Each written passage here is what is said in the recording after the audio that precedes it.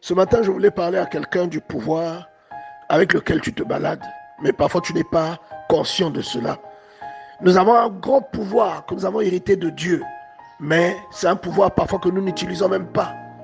La Bible déclare que la vie et la mort sont au pouvoir de la langue. Vous voyez, trouvez ça dans le livre de Proverbes au chapitre 18, verset 21.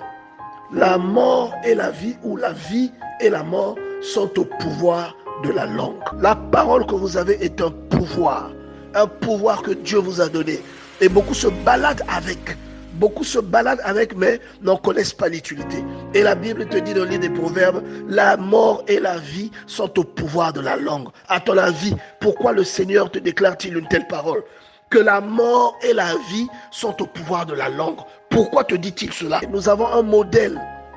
Nous avons dans la Bible l'illustration du Seigneur qui déclare une parole à un arbre. Bien aimé, il parle à un arbre. Ce n'est même pas un être humain. Et la Bible déclare que l'arbre là a subi les conséquences de la parole que le Seigneur prononce sur lui. Et nous savons tous que la Bible nous enseigne que d'après le Seigneur, ceux qui croiront en lui feront des œuvres beaucoup plus. Et vous avez par exemple des parents qui détruisent le potentiel de leurs enfants par les paroles qu'ils déclarent à leurs enfants. Il y a des parents en insultant ou encore en ayant un échange musclé avec l'enfant.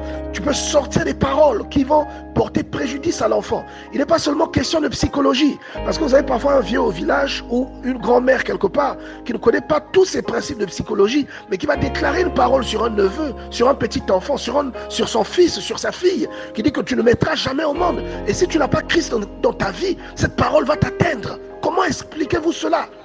Parce qu'il y a un pouvoir dans la parole. La parole, c'est comme un grain que tu plantes. Il y a des personnes qui ne travaillent pas parce qu'une parole a été déclarée sur elles. Il y a quelqu'un qui a dit tu ne travailleras pas. Et cette parole a atteint ta vie. Vous voyez? Et si tu n'as pas Christ, tu restes prisonnier de cette parole. Vous devez déclarer, faire comme un contre-sort et déclarer des choses sur votre vie. Il y a même des gens, leur propre vie n'avance pas. C'est à cause des paroles qu'ils ont déclarées. Votre mariage n'avance pas à cause des paroles que vous déclarez. Simplement parce que vous ne connaissez pas l'effet que peuvent avoir vos paroles. Il est écrit que nous sommes faits à l'image et à la ressemblance de Dieu. C'est-à-dire, il y a beaucoup de choses de Dieu que nous illustrons, mais à une petite échelle. Et aujourd'hui, les paroles dans lesquelles tu crois, ce sont des paroles prononcées par le Seigneur. Ces paroles-là, Dieu ne les a pas prononcées aujourd'hui. Ces paroles sont restées valides et disponibles dans le temps pour celui qui croit, pour celui qui se met sous la juridiction de Dieu. Vous voyez? Et c'est comme aujourd'hui, une parole que vous déclarez, même 20 ans auparavant, peut avoir de l'effet sur vous. Vous voyez? Parce qu'il y a une partie de Dieu qui est en vous. Et il y a une histoire extraordinaire que la Bible nous raconte à propos de la destruction de Jéricho. Et dans cette histoire, vous voyez que Josué déclare une parole. Josué chapitre 6, verset 26. Il dit, ce fut alors que Josué jura en disant, maudit soit devant l'Éternel l'homme qui s'élèvera pour bâtir cette ville de Jéricho. Il en jettera les fondements au prix de son premier-né et il en posera les portes au prix de son plus jeune fils. Bien aimé, la parole de Jéricho a été prononcée et elle est restée en suspens des siècles durant. Lui, il a déclaré, il savait qui il était. Il connaissait le pouvoir de la parole. Et il a déclaré une parole. Et la Bible dit dans 1 Roi chapitre 16 verset 34, de son temps, Hiel de Bethel bâtit Jéricho.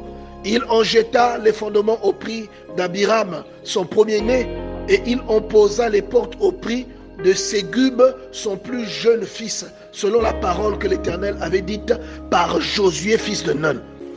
Donc lui, il a subi les conséquences d'une parole qui avait été prononcée des siècles avant même qu'il ne vienne sur terre. Vous voyez, prononcée par Josué des siècles durant. Personne ne bâtissait, la parole n'avait pas d'effet. Quand lui, il est venu bâtir, cette parole a eu de l'effet dans sa vie. Et c'est ça la foi, c'est ça la vie de celui qui croit. Quand tu déclares une chose, même si ce n'est pas dans l'immédiat, la chose là doit être visible.